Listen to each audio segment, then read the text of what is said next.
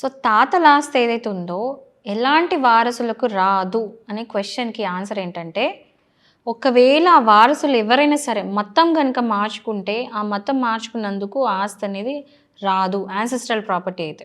Self acquired property గురించి నేను మాట్లాడట్లేదు. Only ancestral property. ఒకవేళ ఆ వారసులు ఎవరిదైతే ఆస్తి ఉందో అంటే ఆ తాతను ఎవరినో చంపేసినా గూడా, అంటే ఏదైనా మర్డర్ చేసి ఉన్నా గూడా, ఎవరిదైతే ఆస్తో ఆ డిసీజ్డ్ పర్సన్‌ని గనుక చంపేసినా ఆస్తి హక్కు అనేది రాదు. అండ్ ఒకవేళ ఎవరైతే వారసులు ఒకవేళ లీగల్‌గా అడాప్షన్ జరిగి వేరే ఫ్యామిలీకి మూవ్ అయిపోయినా గూడా ఈ ఆస్తి నుంచి హక్కు రాదు.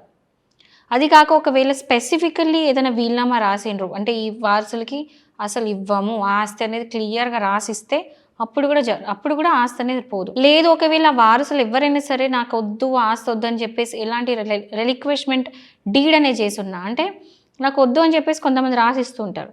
సో అలాంటి వారసులకు కూడా ఆస్తి అనేది రాదు.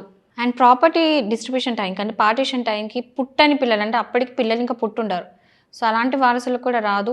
అండ్ స్టెప్ చిల్డ్రన్ ఉంటారు. అంటే ఒకవేళ అంటే రెండో పెళ్లి చేసుకొని అట్లా ఉన్న వాళ్ళకి పుట్టే పిల్లలకి ఆటోమేటిక్‌గా బై డిఫాల్ట్ కూడా రాదు. దానికి ఒక ప్రొసీజర్ ఉంటది. అండ్ ఇంకోటి ఇల్లెజిటిబుల్ చిల్డ్రన్ అంటే ఔట్ ఆఫ్ మ్యారేజ్ చేసుకోవడమో లేకపోతే ఫస్ట్ వైఫ్ బతికున్నాక సెకండ్ మ్యారేజ్ చేసుకున్న పుట్టిన పిల్లలకు కూడా డైరెక్ట్ యాన్సెస్ట్రల్ ప్రాపర్టీ నుంచి ఆస్తి హక్కు రాదు. ఒకవేళ సెల్ఫ్ ఎక్వైర్డ్ ప్రాపర్టీ అంటే వస్తది. బట్ అట్లాంటి సందర్భంలో రాదు. సో దానికి కొన్ని రూల్స్ అండ్ రెగ్యులేషన్స్ ఉంటాయి. అది ఇంకో వీడియోలో మాట్లాడుకుందాం.